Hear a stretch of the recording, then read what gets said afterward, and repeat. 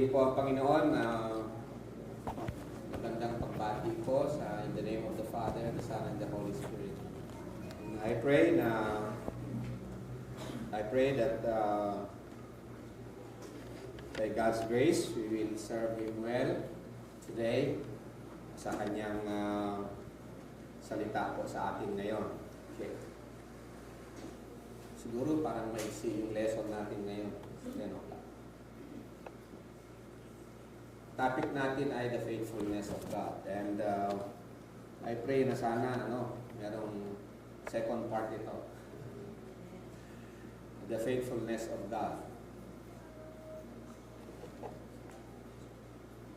Do you notice yung background? Anong notice niyo doon sa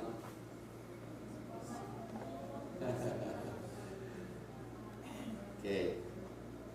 Well, na-highlight ko yun for a reason. Para habang nag-aaral tayo, sana nakikita nyo yung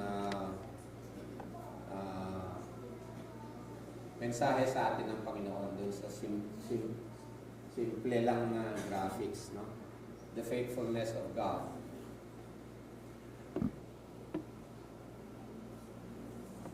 Kahit din po sa mga maraming eksena po sa Bible na kung saan dun sa mga pagpapagaling ng Panginoon at hindi lang dun sa mga pagpapagaling niya, may mga eksena talaga sa Bible na kung saan ay hindi lang sa pangibabaw mo tingnan, kung tingnan mo meron siyang deep spiritual na truth o message na galing sa Panginoon. Especially yung mga healings na ginagawa ng Panginoon, and they are actually, marami dun sa healing, yung mga pagpapagaling ng Panginoon na ginawa niya, they are a parable in themselves. Meron siyang spiritual na talinhaga para sa may mga pinapahayag itong katotohanan sa patungkol sa ating Panginoon at saka sa Kanyang gawa. So when we speak of the faithfulness of God, ano ba yung faithfulness? Sa Tagalog, katapatan. Tapat, no? Tapat. Kanina sa kanta natin, hindi magmamali, walang hanggang katapatan ang iyong inilaan para sa akin. Wow. No? And para siguro makita natin yung o maintindihan ng konti yung ibig pang sabihin ng faithfulness, siguro tingnan natin yung kapaligiran natin kung ano ang ibig sabihin ng unfaithfulness din para makita natin yung faithfulness. Sabi nga nung isang theologian na si Arthur Pink, unfaithfulness is one of the most outstanding sins of these evil days. Oh, parang nag-prophesy si Arthur Pink sa kalagayan ng Pilipinas ngayon, sa gobyerno. Unfaithfulness. What really is kung minsan masakit sa ulo tungkol diyan sa corruption na pinapahayag nila sa media. Masakit sa ulo is that okay naman yung sinasabi nila na sana para sa mahirap, sana para sa ganito na lang, sana para sa edukasyon na lang, sana para sa health, yung pera na ninakaw, yung kinorap na pera. Sakit sa ulo. Kasi okay naman yun, ano? Kaya lang the real core, tinan mo talaga kapag hindi biblical, kapag hindi Christian ang iyong worldview. No, kung ano-ano yung tinitingnan doon na hindi tinitingnan yung hindi sinasabi katotohanan na ang issue rito, the point dito is yung katapatan ng mga tumayo na italaga. At sa kanilang katapatan na yan, at ibig sabihin ng hindi nila katapatan doon sa pagkakatalaga sa kanilang posisyon, ay kasama doon yung pagnanakaw. So, ang issue is unfaithfulness at saka yung pagnanakaw. Okay, may impact. Kung hindi sana nagnakaw, sana yung pera pumunta sa ganito, sa ganyan, fine. Sana sa mahihirap yun. O sana yung issue pa doon, pera namin yan. Okay, medyo tumama yun. Pera ng bayan yung ginagamit sa corruption. Pero I'm still waiting for the voice ng mga Christians. Ang issue dyan is betrayal, unfaithfulness, and manifested sa pagnanakaw, sa ipinagkatiwala ng taong bayan, yung kaban ng bayan. Ngayon, kaya nga sabi ko, naisip ko kuminsan, na unfaithfulness talaga eh. Kasi may oath-taking yung mga nasa gobyerno eh. Di ba? Nag-oath-taking sila na yung katapatan nila nag-oath-taking sila, meaning to say, sinusumpan nila na they will do yung sa posisyon nila, they will perform na naaayon sa ligang batas. Kaso, hindi nila na-elaborate kung ano ba yung naaayon, yung loyalty nila dun sa pagganap doon sa ibinigay na assignment sa kanila ng Panginoon. So if you read Romans 13, you will see there na ang mga ministers pala sa gobyerno na ibinigay ng Panginoon authority is i-carry out yung justice of God. O in carrying out o ipamukay o itrabaho yung justice of God means pagiging tapat ka doon sa ibinigay na sa iyo ng pagka-assign sa iyo ng Panginoon for the purposes ng Panginoon. Yun ang pagkakatalaga sa mga nasa gobyerno. So, unfaithfulness, you see, ang product ng unfaithfulness sa ating paligid. Kaya ang sabi rito, unfaithfulness is one of the most outstanding sins of these evil days. Sabi ni Arthur Pink yan noong mga 1900s. No? Sa kanyang isang article. And most of the time, also, we find ourselves, mga Christians, in small things. May mga unfaithfulness din tayo sa Panginoon, right? Okay. Kaya nga sabi ni David sa Psalms 12 verse 1, help, Lord, for the godly man ceases to be. So yung godly man pala, you cannot separate dun sa character niya. Sabi rito, for the faithful disappear from among the sons of man. No? The faithful disappear. Wala. Ayun. The faithful disappear from among the sons of men. And our help, ang tao tumitingin talaga sa faithfulness eh. For example, sa pag-aasawa. Di ba? Sa pag-aasawa. How sure are you na tapat yung pagiging partner mo? Hindi mo pa talaga siya partner, ha? Niligawan mo pa lang, siguro magnobya pa lang kayo. No? Yung love, hindi maihiwalay sa katapatan, di po ba? Kasi, minsan sasabihin, yung love, nasusukat sa katapatan mo. Ganun din sa Panginoon, sa mga Christians. Yung love nila ay sa Panginoon ay hindi po pwede na ihiwalay na magbubunga ito ng katapatan sa Panginoon o ng katapatan. So, sa Psalms 12, makita natin dito, yung call for help. Isipin kung sa society natin, wala nang katapatan. What's going to happen? Katulad ng nangyayari ngayon, tingnan nyo ngayon yung chaos, despair na nangyayari ngayon sa ating kasalukuyan na society, sa ating gobyerno.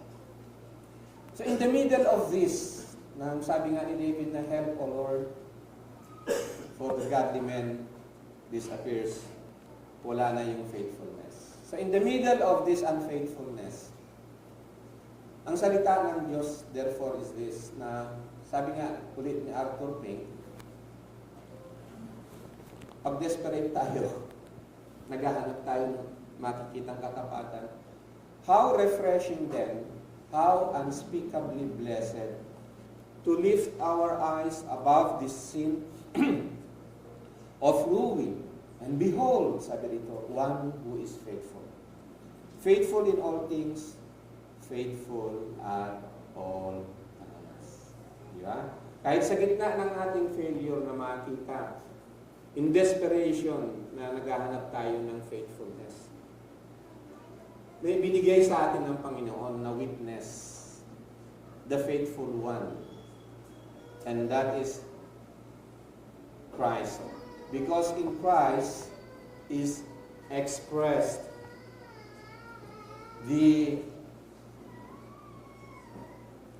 highest expression, no, of God's faithfulness. So in times of desperation, in times of hopelessness, ulitin ko ito, no, nakaka-refresh, nakakalakas, nakakapagbigay ng pag-asa, no, to paraphrase it. How refreshing then, how unspeakably blessed, no, to lift our eyes above this, to lift our eyes above nung ditong kinalalagyan natin na eksena ng, so yung absence pala ng faithfulness, it is parang nai-compare dito sa eksena ng ruin, no? Yung kawalan ng faithfulness. So there is Christ na titingala tayo sa Kanya because He is the one who is faithful. Faithful in all things and faithful at all times.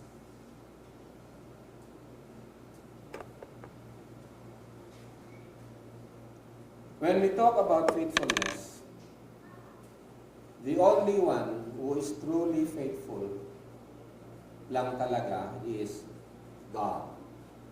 Inherent, no? Attribute na niya, personalidad na ng Diyos. Hindi pwedeng ihiwalay sa anumang attribute niya din. Kailanman, hindi pwedeng ihiwalay ang alinmang attribute sa bawat isa. And it says here sa Deuteronomy 7 verse 9, know therefore that the Lord your God, He is God, the faithful God, who keeps His covenant and His loving kindness to 1,000 generations with those who love Him and keep His commandments. Numbers 23 verse 19, God is not a man that He should lie, no? Nor a son of man that He should repent or regret what He says. For He said, and will He not do it? Or has He spoken, and will He not make it good? God does not lie.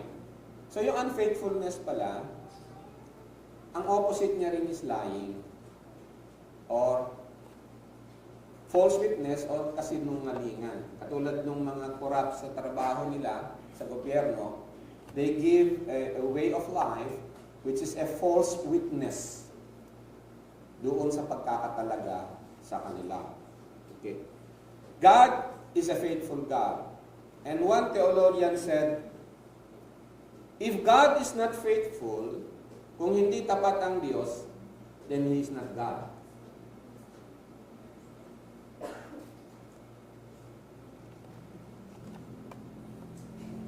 God is faithful.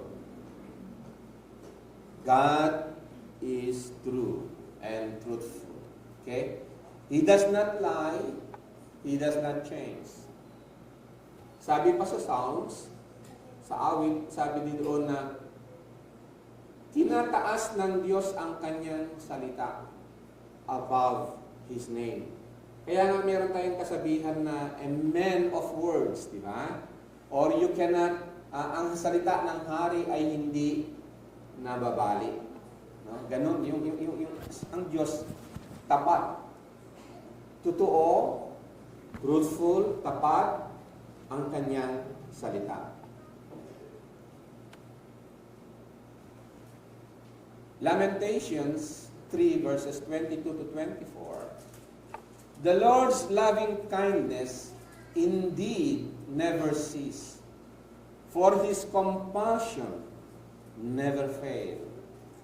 They are new every morning. Great is your faithfulness.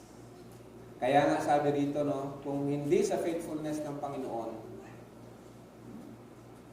so great, tapat siya. And hindi mo pwedeng ihiwalay yung faithfulness sa kanyang loving kindness.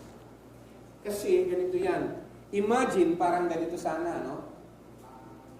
Imagine yung nagsasabi na tapat sa kanyang boyfriend o girlfriend, tapat sa kanyang asawa, pero mahal niya ang kanyang asawa o ang kanyang boyfriend o girlfriend, pero hindi naman siya tapat. What do you think? Mukhang hindi magtutugma, no? Hindi po pwede. Correct? We cannot even accept it sa ating bokabularyo, no? So the Lord's loving kindness never ceases. 23 meaning, great is His faithfulness. At pwede rin dito, pwede natin i-exegete ito or elaborate na the Lord's faithfulness will never cease. Because God does not change in His truthfulness sa kanyang katapatan. Now, a while ago, dun sa earlier slides natin, sa gitna ng unfaithfulness, either sa ating paligid at sa ating sarili, may nakita tayo ng unfaithfulness. How refreshing it is, no? Na we look up. Tumingala tayo sa faithfulness ng Panginoon. Kaya nga sabi rito ulit ng isang commentary, the faithfulness of God is the utmost practical significance to the people of God. Ito muna tayo doon. Tagalog natin, no?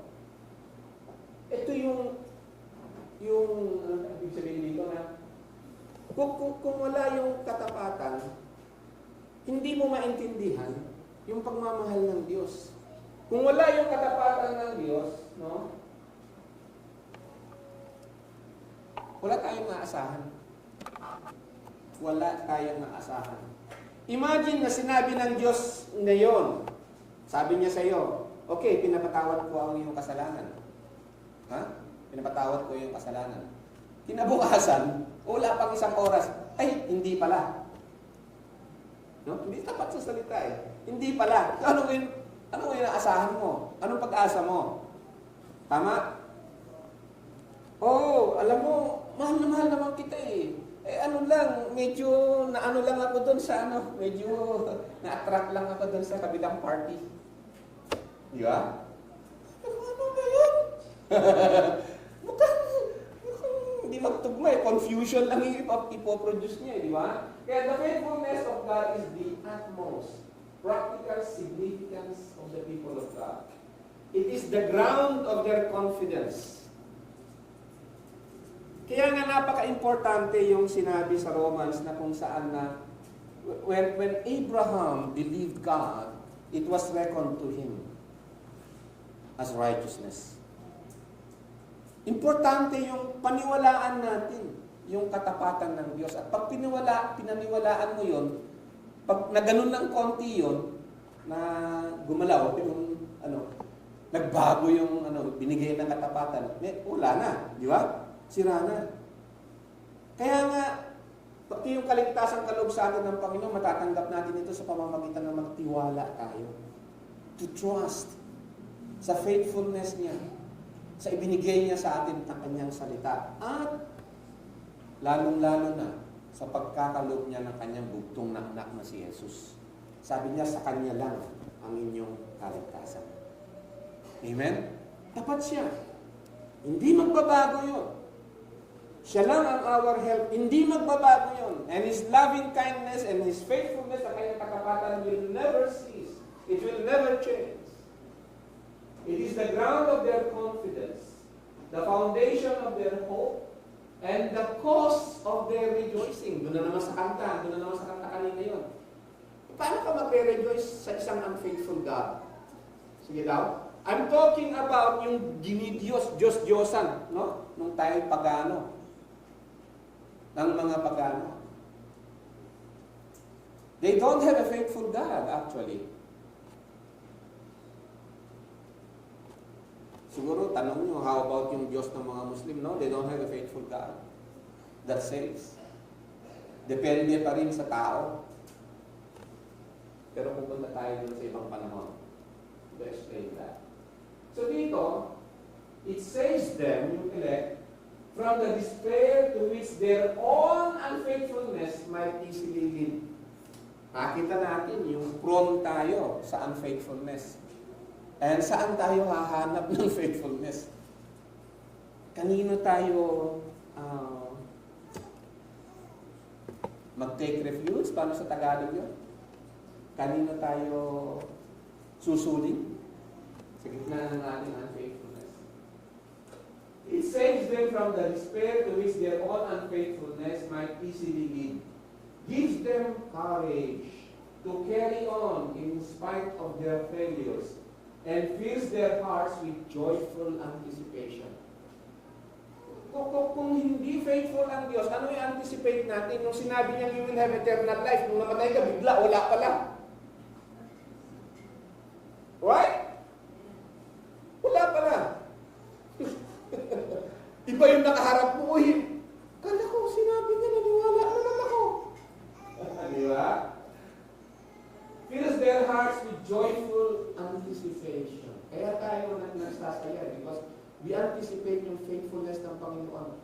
In the midst pa rin nung kuminsan nakikita natin kadalasan tayo, nakikita natin sarili natin na unfaithful. And whenever we see us unfaithful, tatakbo tayo sa Kanya. Diba? Humihingi ng Kanyang kapatawaran.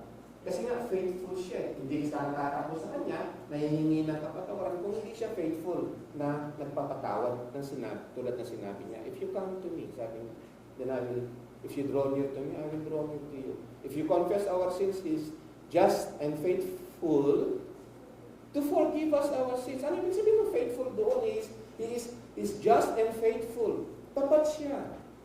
Hindi niya titingnan yung pagkakasala natin na, tika, hindi muna, pahirapan muna kita. Tayo may ugali tayong ganyan, di ba? Lalo sa mag-asawa, hindi madaling magpatawad yan pag nag-away yung dalawa na yan. No? Madikit ka lang sa kanya, ganun-ganun yun. No? Hindi. Not for God. Diba? Hindi ganun ang Diyos natin, no? That's why we have this joyful anticipation. If you go to God and seek forgiveness and you seek for help, and if He is not faithful, what do you anticipate? None. Hindi mo alam gaganong-ganon, no? Para kang manguhuli ng ng langaw na ang hirap hulihin. Wala kang anticipate. Even when they are deeply conscious of the fact that they have forfeited all the blessings of God. Wow. Alam nyo, ang pag-asa lang naman natin yung truthfulness sa faithfulness ng Diyos sa mga pangako niya sa salita niya. Amen? No, we will go further to that. Dito naman, meron akong sariling komentary dito na amen, ang tao, nagfa-fabricate tayo ng sarili nating pag-asa Di ba? Sabi natin may pag-asa sa buhay na to, pero wala ang Diyos. Kasabihan natin yun Nung kahit wala tayo sa Diyos, may pag-asa sa buhay na to. May pag-asa, may pag-asa. Tapos hanggang sa namatay, yun pa rin ang sinasabi niya may pag-asa. Hanggang sa nung kahit wala siya sa Panginoon, gusto na ng tao yung may pag-asa eh. O, nilalagay niya sa libingan niya, rest in peace. May pag-asa ako mag-rest in peace pag namatay ako. Nagfa-fabricate ang tao, no? Ng kanyang pag-asa. A man can cling to hope function from the wishes of his own heart. Even yung hope na yun is hoping for eternal life. Di ba? Kita ko lahat ng karamihan ng lahat ng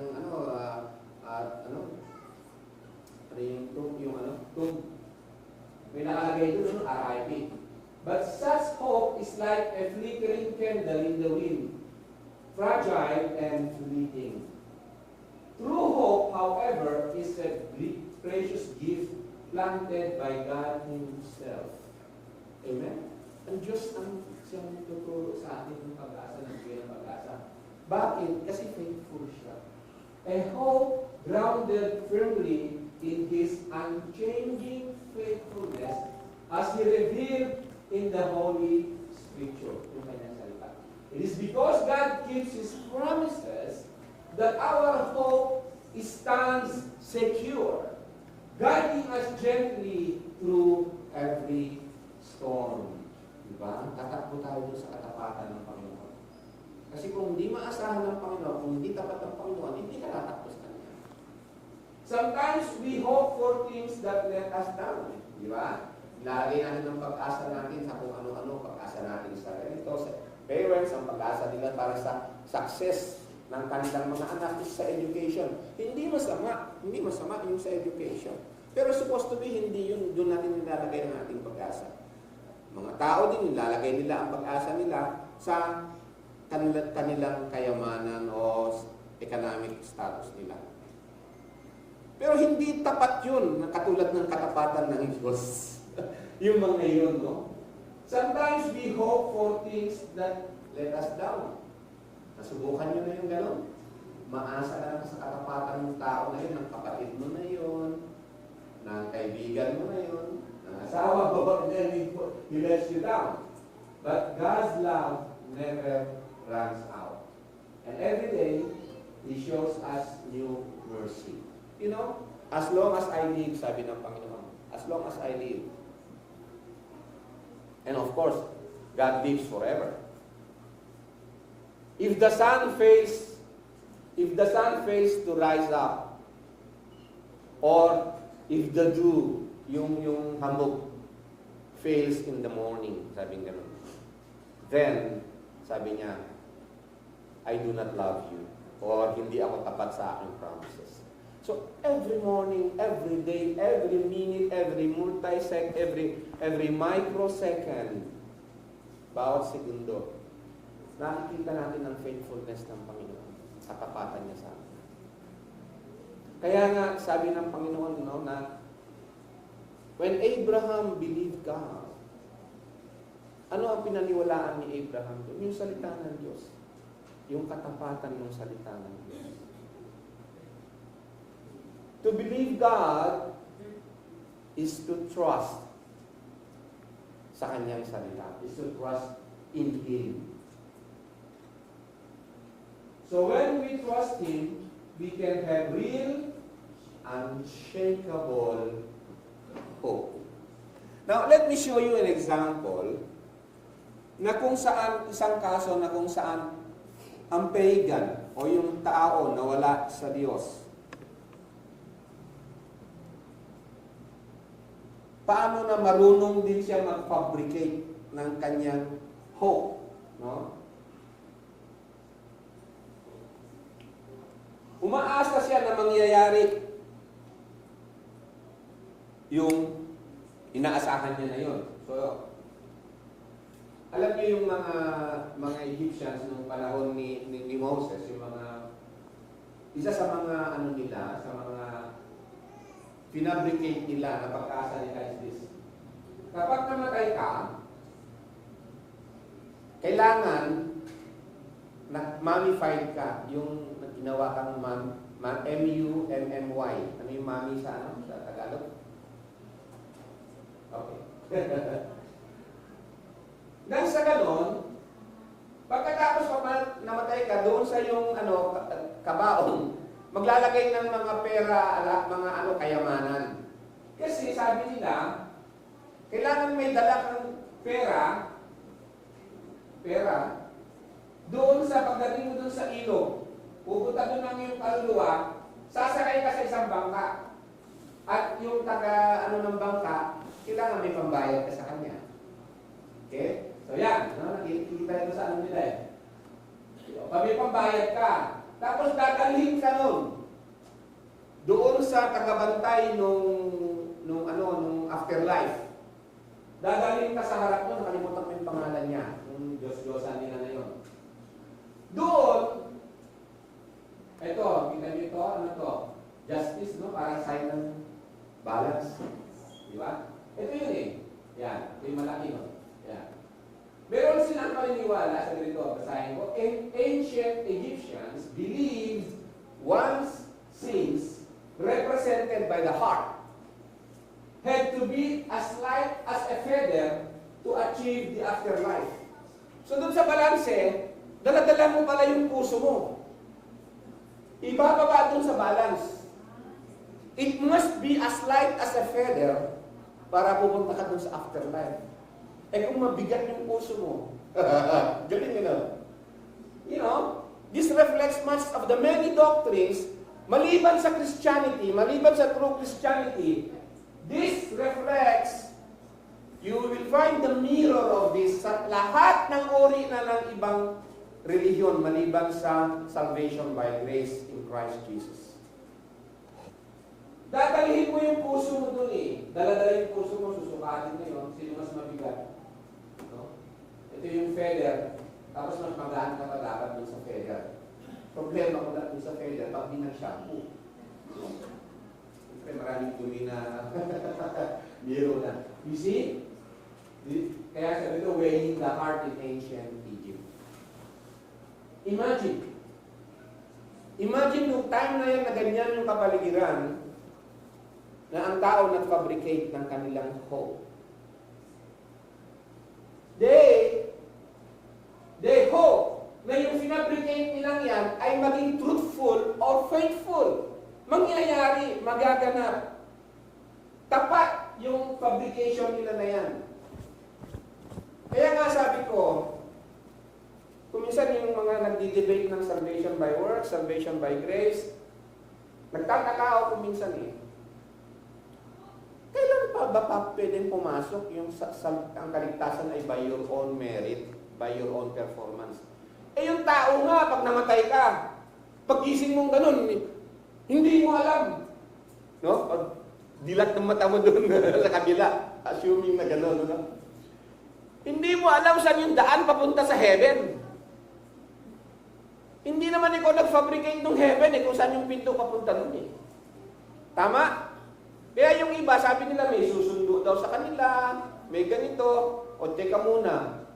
Yung may susundo na lang sa'yo, it's all by grace, not by your works eh. Amen? Yun na lang, yung heaven itself para makapunta ka doon, sino magbibigay sa'yo ng daan papunta doon?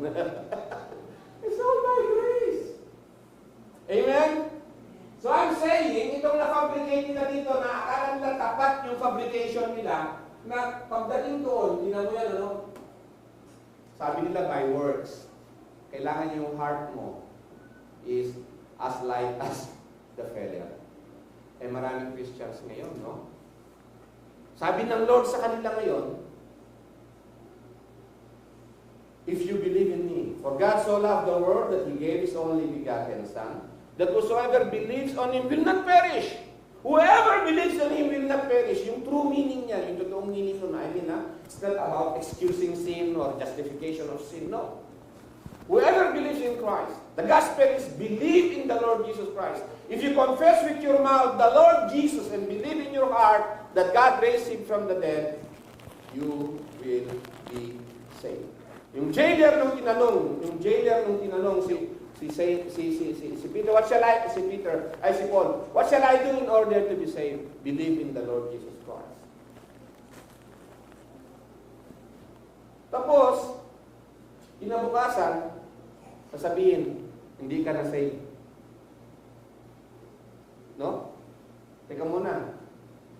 nagbago isip ko eh.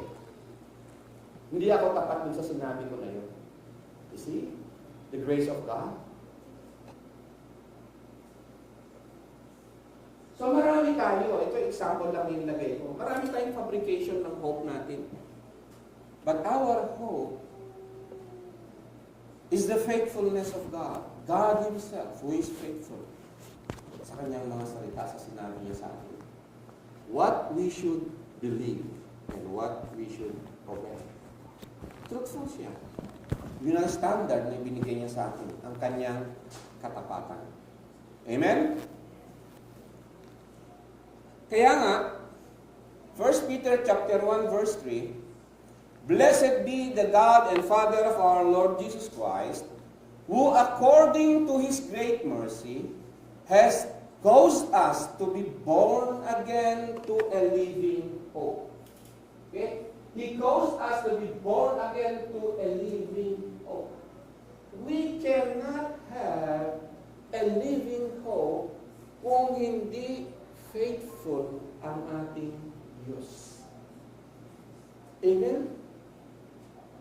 How blessed it is to know that our God, His faithfulness never ceases, it never changes.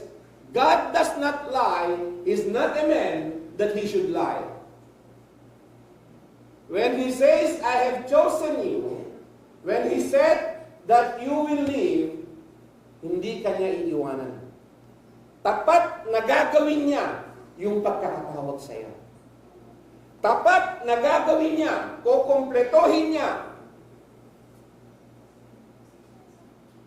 yung pagkakatawag sa atin. I will not worry about my own failure, by my own self, na magtitiwala ako doon. No. But I will still, mag-strive pa rin ako, mag-pursue pa rin tayo sa katapatan, sa pagkakatawag niya, sapagkat siya yung gagawa nun sa atin, yung kanyang katapatan. Kaya sabi niya dito, according to His, He used the word great mercy, has caused us to be born again to a living hope through the resurrection of Jesus Christ from the dead. Imagine yung display ng Diyos ng kanyang faithfulness sa atin. Kaya sabi natin, Christ on the cross is the greatest expression, hindi lang ng love, hindi lang ng mercy, hindi lang ng justice of God, it is also the greatest expression ng kanyang katapatan.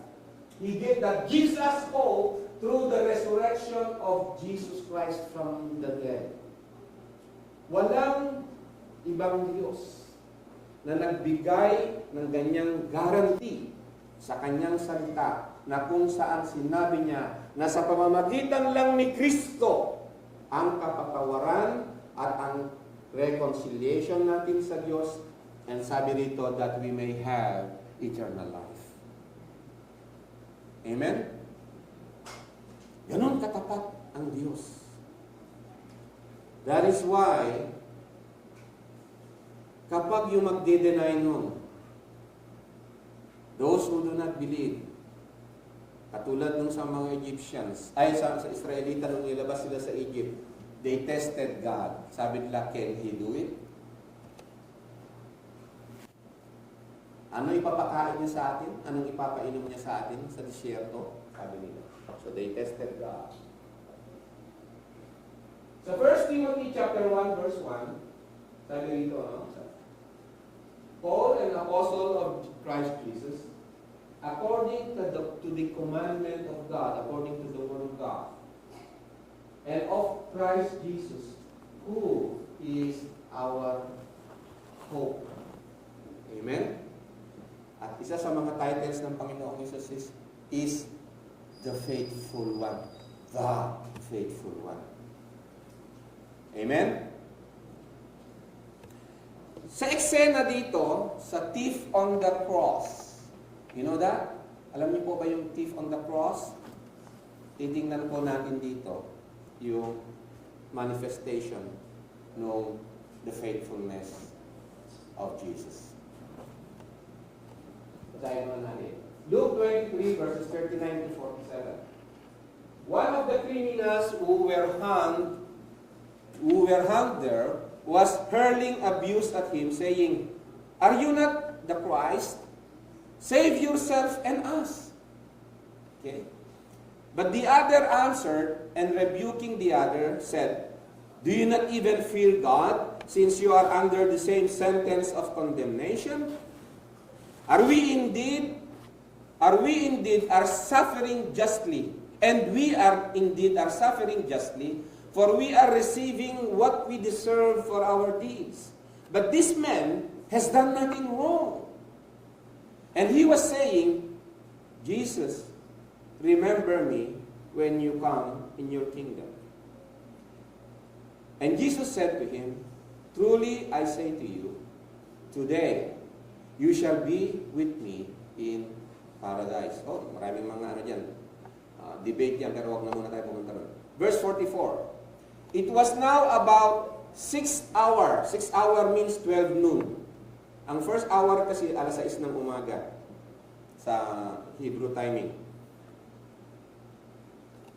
It was about the 6th hour, and darkness fell over the whole land until the 9th hour. 9th hour is 3 p.m. Okay?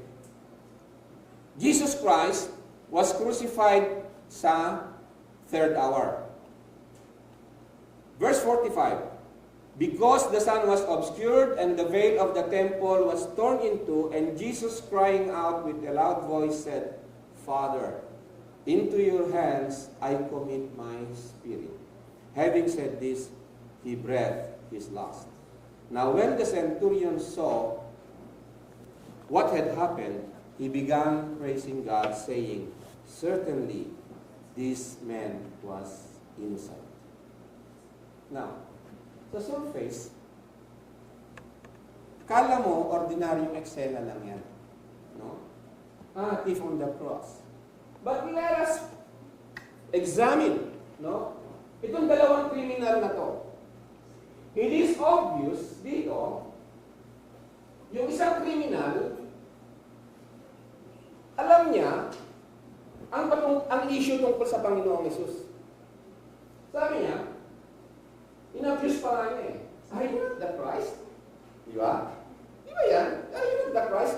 I think, paraphrase ko na lang, ano? Parang yung isang criminal, sabi niya, naririnig nga kita nagpipreach eh. Marami yung tao nagsasabi kung sino ka. No?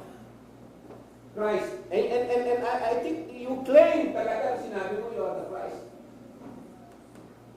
Save yourself. Kung ikaw talaga yung Messiah, the Anointed One. Sabi dito, save yourself and us. Pero yung isa, but the other answered and rebuking him said, "Do you not even fear God?" Oh. Ito yung criminal, ha? Guilty. Yung isa, guilty.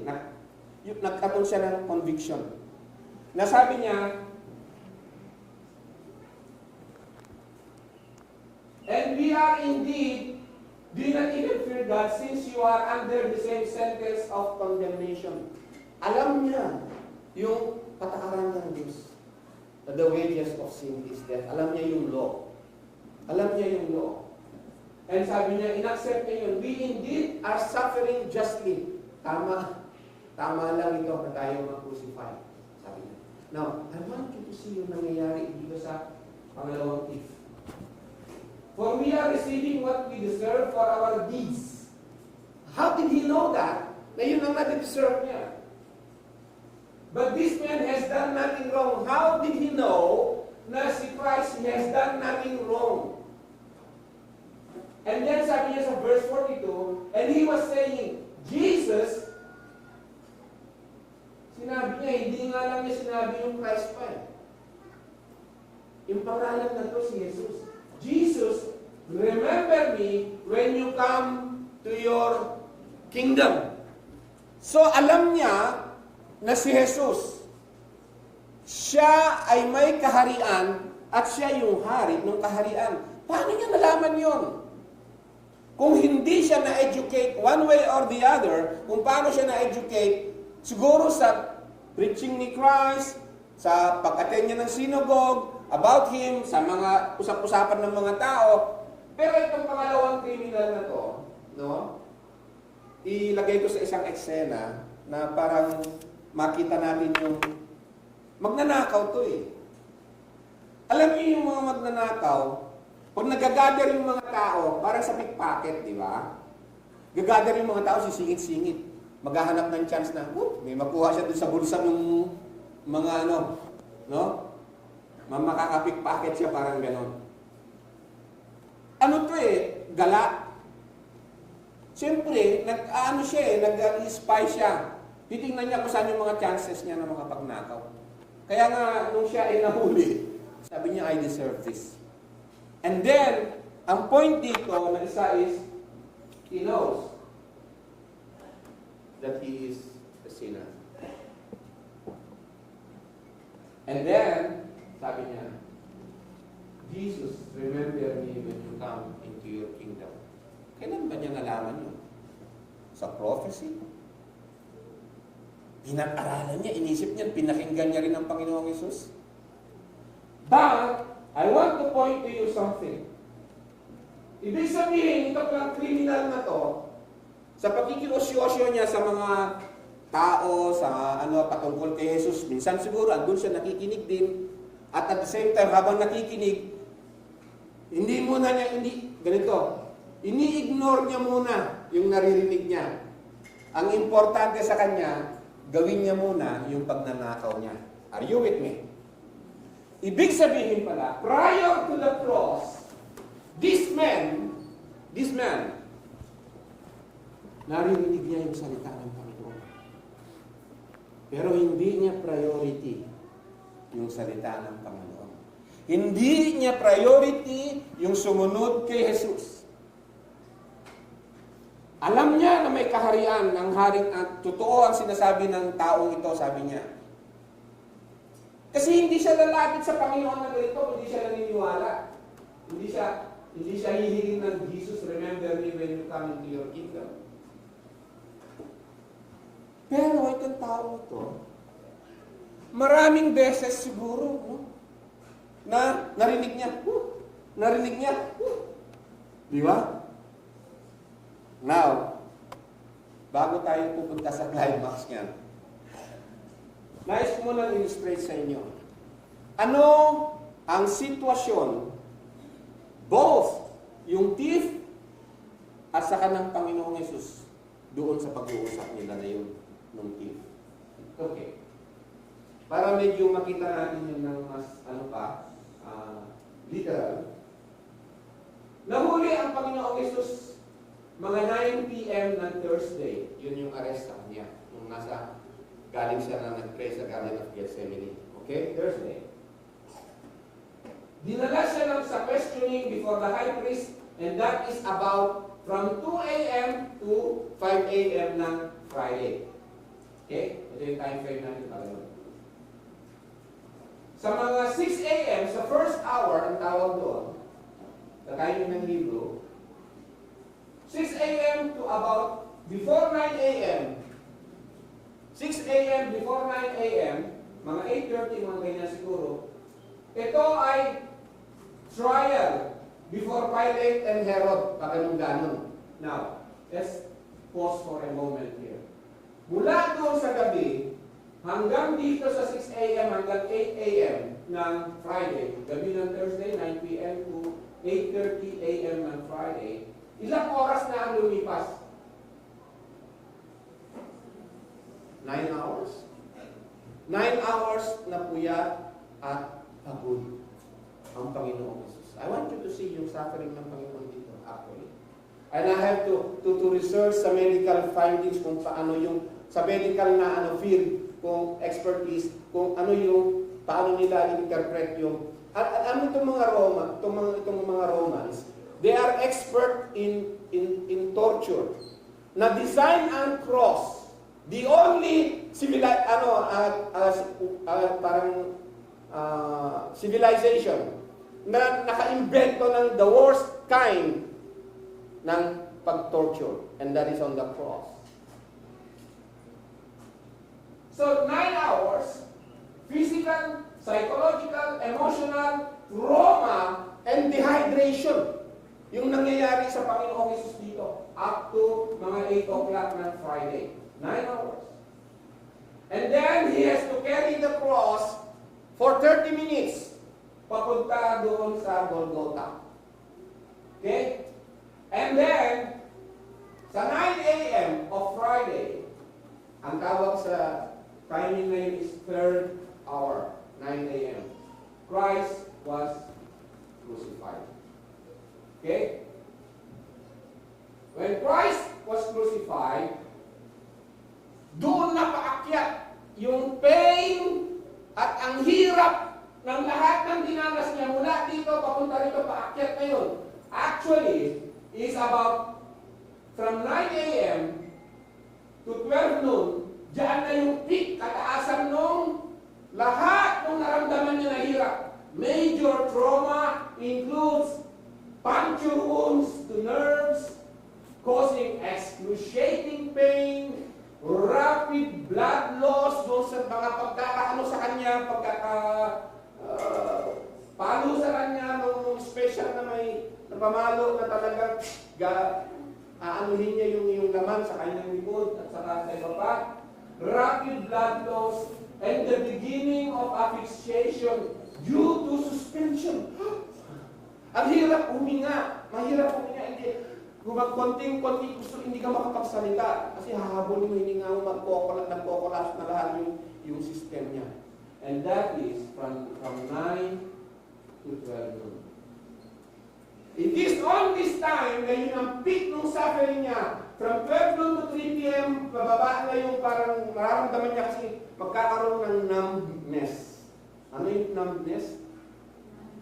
Pamamanhid.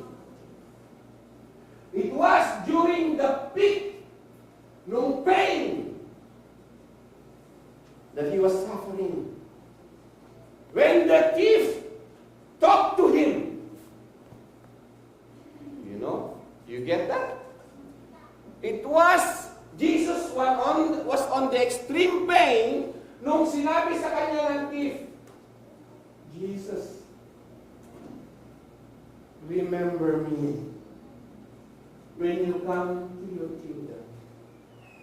Any single word na lalabas sa mouth ni Christ will be full of pain, excruciating pain, because he cannot breathe and exhale. And yet, what I want you to see, when Christ says, truly I say to you, today you shall be with me in paradise. Can you imagine how tayo nga may istorbo ka lang sa tulog mo, hey, uras ka nga muna dyan. May pain ka, huwag mong kausapin. Ano? But Christ, the display ng kanyang katapatan sa pinagawa sa kanya ng Diyos. And, bago ako magpatuloy, I want you to know, yung thief, hindi siya katulad ng ibang tao. Na ang sabi ng ibang tao, pupunta ako kay Christ pagka ako ay namatay na. What do I mean by that? Yung thief, hindi niya pinalano yung timing. Nung paglapit niya sa Panginoon, hindi pagkakataon na gawa ng tao o ng anuman na yung thief, it was a time na sa kabila nung patuloy na pagtakas niya sa pagtawag sa kanya ng Panginoon. Ang Panginoon, siya ang nag-predestine sa determined time and way kung saan finally, ito na yung pag-meet niya doon sa tinawag niya. Thief is one of the elect. Just like you and me. Tinawag ng Panginoon. Hindi tayo nagtalaga ng timing para sa pagkakilala natin sa Panginoon. Hindi tayo ang nag-design mo. Sa katapatan ng Panginoon, sa way niya doon sa thief, buti na lang hindi ganun sa atin. No? Sa kabila ng pagtakas ng thief, salubong kita pero yung magsalubong ng Panginoon sa kanya. This is no ordinary event. Sa gitna, ang kataasan ng kanyang pain, tinanong siya ng thief, Jesus, remember me when you come in your kingdom. Ano ka ba? Kita mo na hirap na ako kung ano pa hinihiling mo? Ha? Can you see the love? Kaya nga maraming mga testimonyo ng mga na-convert sa Christianity, they feel a peace they cannot comprehend. Peace and joy and healing na hindi maintindihan. And I could just imagine yung mukha ng Panginoon nung sinabi niya na today you will be with me in paradise. Paano kaya sinabi ng Panginoon sa gitna ng pain? Hindi ako simangot ba? Storbo ka? No. Because tapat ang Panginoon sa pagkakatalaga niya sa Kanya na on the cross, mamit niya itong thief na to. Siya ang nagtalaga nun. And I could just see yung joy sa mukha ng Panginoon nung sinabi niya yung, today, you will be with me in paradise. What a faithfulness.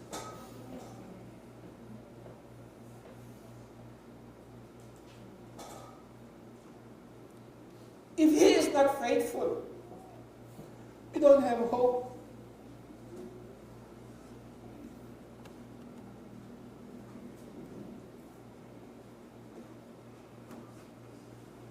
So it was now about the 6th hour.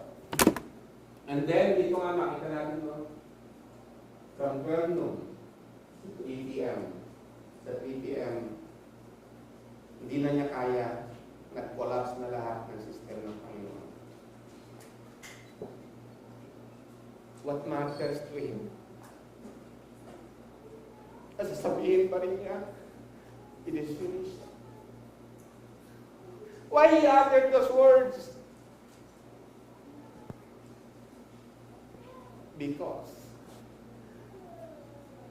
of the faithfulness of God. Nung sabi ng Panginoon, go, die for the sins of my people. Kaya sabi ng Panginoon Jesus, my food is to do the will of Him who sent me. Ang nagsusustain sa akin, ang nagpapalakas sa akin, my food, what nourishes me, what I cherish, is the faithfulness to God, to His will. Yun ang sinabi ng Panginoon. Sa gitna lahat nun, full of joy pa rin.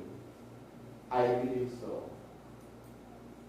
Walang complaining dun sa heart ng Panginoon nung sabi niya, it is finished. You know, di ba tayong mga tao may kasabihan tayo? Don't promise when you are happy. Don't reply when you are angry. Don't decide when you are sad. Diba? Not so with Jesus. Doon sa manifestation ng kanyang katapatan and love and truthfulness. On the cross. Kasama yung pagbibigay niya ng katapatan ng kanyang salita sa thief. At hindi lang sa thief, kundi sa atin. Walang hanggan. Tested. Beyond limit. Yung kanyang katapatan, yung sabi niya sa thief, today, I assure you today, you will be with me in paradise. Ibig sabihin, paggising nung thief, nasa paradise siya ng Panginoon. O, kung hindi faithful ang Diyos, paggising niya, iba naman. You know what I mean? Kaya nga kaya meron tayong hope, hindi tayo takot sa kamatayan.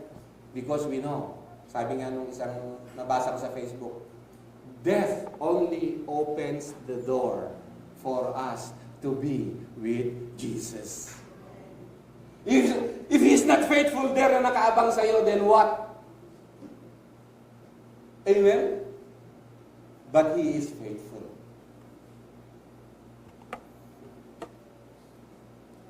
So ulitin ko dito, no?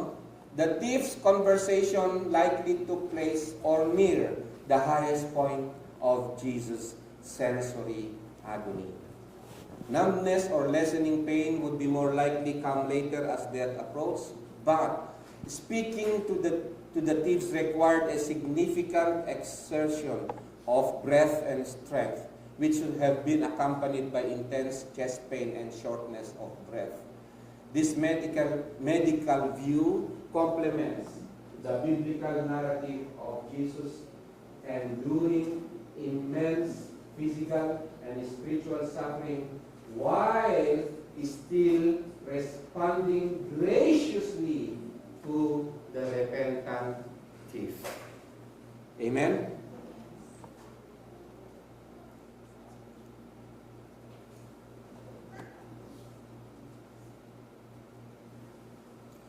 And one more na nais kong i-highlight doon is in 1 Corinthians chapter 1, verse 21 to 24. For since in the wisdom of God, the world through its wisdom did not come to know God, God was well pleased through the foolishness of the message preached to save those who believe. Who are those who believe? They believe, they trust on the faithfulness of God. That He is true, that He is faithful to His word. For indeed, Jews ask for signs and Greeks search for wisdom. Sabi ito, but we preach Christ crucified. To Jews, a stumbling block, and to Gentiles, foolishness. Ano sinasabi nito? Now, go back to the thief on the cross.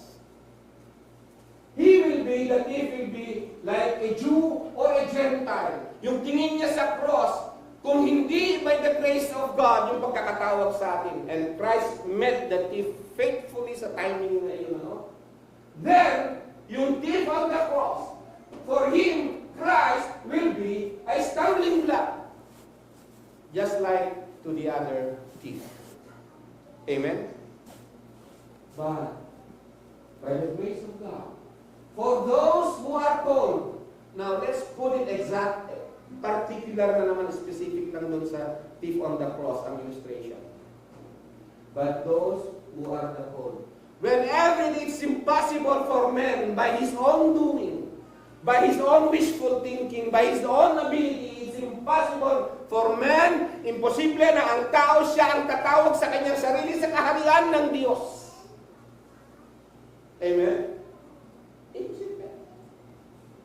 But you see, the thief, hindi naging stumbling block si Christ. Nung na-preach si Christ crucified, kaharap niya mismo. Sabi rito, but to those who are called, the faithfulness of God sa kanyang mga tinawag, anuman ang iyong sitwasyon ngayon sa buhay. Kasi, anyway, read mo na. But to those who are called, both Jews and Greeks, na may stumble sana, no?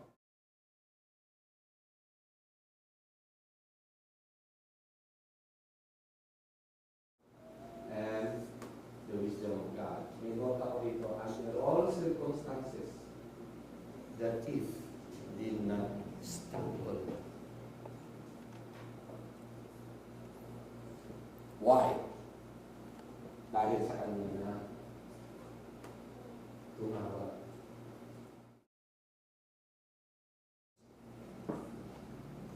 Ang pagkakatawag niya will never fail. Kaya nga sabi rito, God is faithful. Our word to you is not yes or no. For the Son of God, Christ Jesus, who was preached among you by us, by me and Silvanus and Timothy, was not yes and no, but is yes in Him. For as many as the promises of God in Christ, in Him, they are yes. Therefore, also through Him is our amen to the glory of God through us. Let me close with this slide. Where we found unfaithful. Hindi naman tayo, lahat tayo tinawag ng Panginoon to be faithful to the point na katulad ng mga martyrs. Ang hinihingi, ang nire-require ng Panginoon na faithfulness sa atin is to the small things lang. No less than, yung pag-obey sa Kanyang salita. Pagsunod sa Kanyang commandments. Pagmamahal sa Kanyang salita. Yung sa pagkakatawag niya sa atin. Yung masasabi natin sa atin na siya ang bumili. Siya, He purchased me. He redeemed me. Parang isang kanta natin last Sunday yata. He redeemed me. That's why I no longer belong to myself. Sa mga maliliit na bagay. Imagine, kung yung mga nakikita natin ngayon sa gobyerno, ayaw kong ilagay yung contractor. Contractor ako eh. Biro ko lang. Imagine.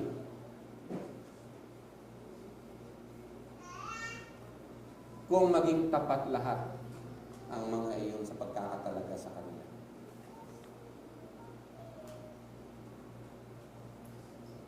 Tayo, meron ba din bang nakikitang unfaithfulness sa atin? Ang ibig kong sabihin, ganito, hindi magfe-fail yung katapatan ni Jesus sa pagkakatawag sa atin. Kaya sabi niya sa Isaiah 44 verse 21 to 22, remember these things, O Jacob and Israel. For you are my servant. I have formed you. You are my servant, O Israel. You will not be forgotten by me.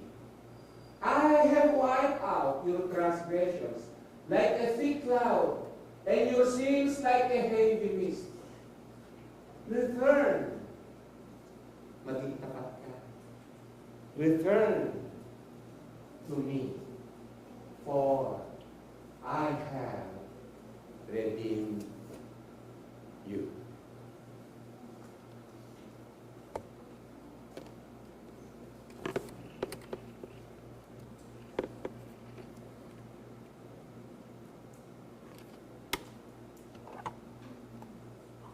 Kung tatawag tayo sa Kanya, Lord, in my unfaithfulness, wipe out my transgressions. Dalhin mo ako sa katapatan sa iyo. It will not fail. It will not fail. For He is faithful.